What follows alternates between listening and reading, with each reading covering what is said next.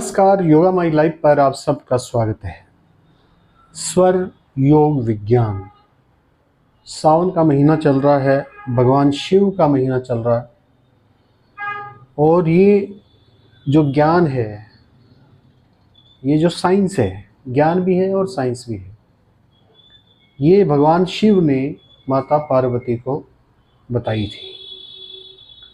बहुत बड़ा जो ये ज्योतिष शास्त्र भी है। ये अगर आप एस्ट्रोलॉजी में काम करते हैं तो इससे ज़्यादा प्रमाणिक कोई एस्ट्रोलॉजी नहीं है। बिल्कुल प्रमाणिक है, ब्यूटीफुल है, सेल्फ एक्सप्लेनेटरी है, खुद ही बताती है, खुद की एक्सप्लेनेशन खुद ही देती है। वो ये साइंस है। इसमें 3 नाड़ियाँ होती हैं और 5 तत्व होते हैं। मुख्य तौर पे 3 नाड़ियाँ और 5 तत्वों का ये विज्ञान है, साइंस है। यहाँ मैंने ह्यूमन नोज बनाई है इस जगह पे। ये लेफ्ट नोस्ट्रिल, यानी कि मेरी जो लेफ्ट साइड है वो लेफ्ट नोस्ट्रिल है मेरी, जो मेरी राइट साइड है वो राइट नोस्ट्रिल है मेरी। 3 नाड़ियाँ। पहली नाड़ी जिसको पिंगला बोलते हैं, जब राइट नोस्ट्रिल में सांस आ जा रही होती है। अब यहाँ थोड़ा सा कंफ्यूजन होता है। कई बार क्या होता है कि राइट नोस्ट्रिल में भी सांस आ रही है और लेफ्ट नोस्ट्रिल में भी आ रही है। अब उस केस में हम उसको सुषुम्ना मान लें, यानी कि जब दोनों नोस्ट्रिल में एक समान सांस आ रही होती है उसको सुषुम्ना कहते हैं, उस कंडीशन को। लेकिन यहाँ पे इस बात का ख्याल रखना है कि एक नोस्ट्रिल में अगर ज़्यादा सांस आ रही है, फोर्स ज़्यादा है, फोर्सफुल ज़्यादा है एक नोस्ट्रिल, तो उसको वो नोस्ट्रिल माना जाएगा, दोनों नहीं माना जाएगा। दोनों तब माना जाएगा जब दोनों में इक्वल आ रही हो। इस बात का बिल्कुल ख्याल रखिएगा क्योंकि ये बहुत इंपॉर्टेंट बात है।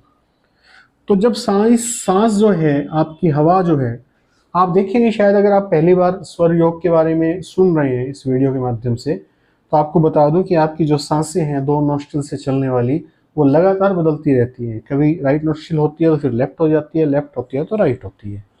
तो जब राइट नोस्ट्रिल में सांस चल रही हो तो इसको बोलेंगे हम पिंगला नाड़ी चल रही है। और जब लेफ्ट नोस्ट्रिल में सांस हो राइट की बजाय, तो इसको बोलेंगे ईड़ा नाड़ी चल रही है, ईड़ा नाड़ी। जब दोनों नोस्ट्रिल में इक्वल सांस हो, दोनों नाड़ी में इक्वल हवा आ रही है, तो बोलेंगे सुषुम्ना का ये फ्लो है।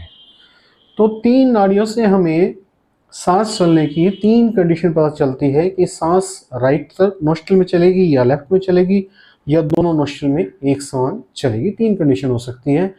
पहली कंडीशन, जब सांस राइट नोस्ट्रिल में चलेगी उसको बोलेंगे पिंगला नाड़ी। ये सूर्य से संबंधित है, यानी कि इसकी तासीर जो है वो गर्म है।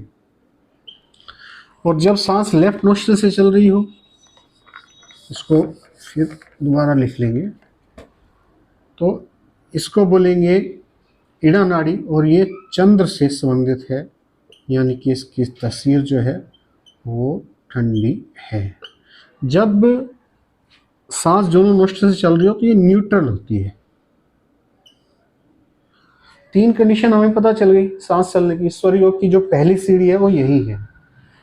हालांकि डिटेल में सीखने के लिए आपको हमारा ऑनलाइन कोर्स करना पड़ेगा। सामने ऊपर व्हाट्सएप नंबर है, वहाँ आप देख सकते हैं और हमें कांटेक्ट कर सकते हैं। क्योंकि डिटेल में ये समझना तो आसान है, ये तो आप अभी समझ गए होंगे कि 3 नाड़ियाँ हैं, तीनों को देखना होता है, ठीक है। उसके बाद 5 तत्व, जो कन्फर्मेशन होती है वो 5 तत्वों से होती है।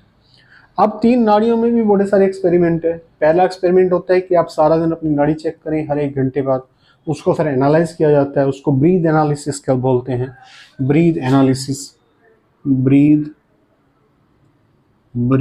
एनालिसिस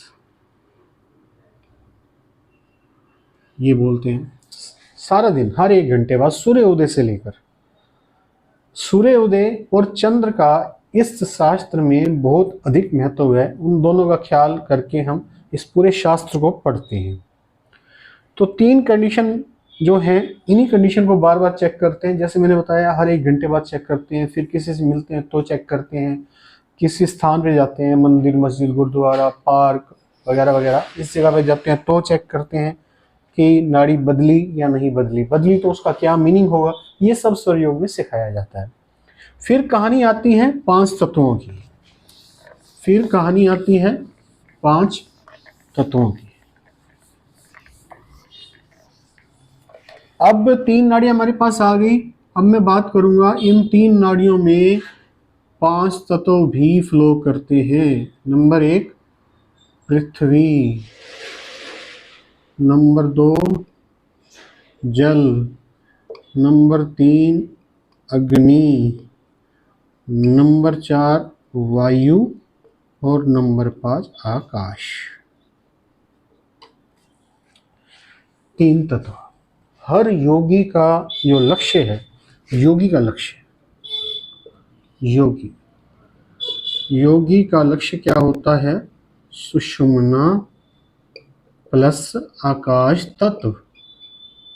ये हर योगी का लक्ष्य है। भले हम अपना लक्ष्य भूल गए हों, भले हमें लगता हो कि बड़ी बड़ी बिल्डिंग बनाना हमारा लक्ष्य है, भले हमें लगता हो कि बहुत बड़ा बैंक बैलेंस, गाड़ियां, ये हमारा लक्ष्य है, लेकिन सृष्टि का जो हमें लक्ष्य मिला हुआ है, सृष्टि की तरफ से गेम में हम हैं और हमारे पास लक्ष्य है कि हम खुद को जाने कैसे है।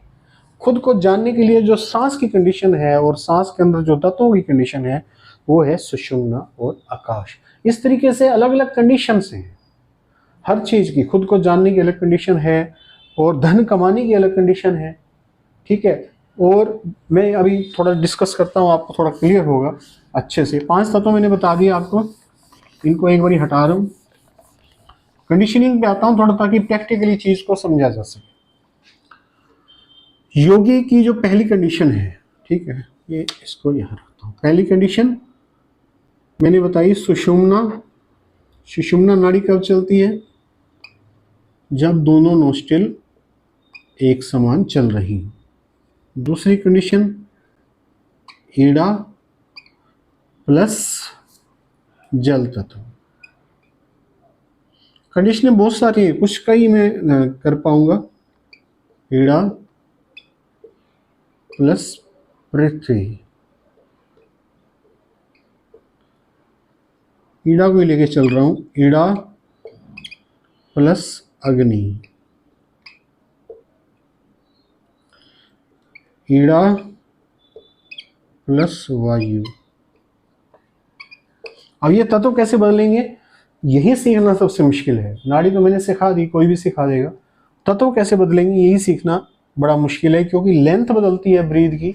लेंथ मतलब जो ये मैंने लेंथ दिखा रखी है यहाँ पे, राइट नोस्ट्रिल दिखा रखी थी, ये मैंने लेंथ दिखा रखी है।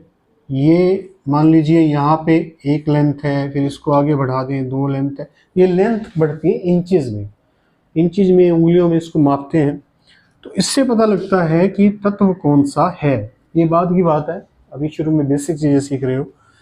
ये योगी का अचीवमेंट, ये वो अचीवमेंट जब आप धन कमाना चाहते हैं, मेटेरियलिस्टिक अचीवमेंट, यह भी मेटेरियलिस्टिक अचीवमेंट। ये जो अचीवमेंट नंबर 2 और 3 है, इसमें क्या होता है? काम बनते हैं, काम बनते हैं। कुछ भी नया काम कर रहे हैं, धन कमाने हेतु कोई प्रयास कर रहे हैं, और कुछ भी नया XYZ, कोई दुकान खोल रहे हैं, कोई अपना कोई ऑफिस खोल रहे हैं, कोई नौकरी के लिए अप्लाई कर रहे हैं, किसी भी चीज़ के लिए अप्लाई कर रहे हैं जो आपकी ज़िंदगी से संबंधित हो, इन 2 कंडीशन में काम बनेंगे, जल और पृथ्वी ईड़ा के साथ।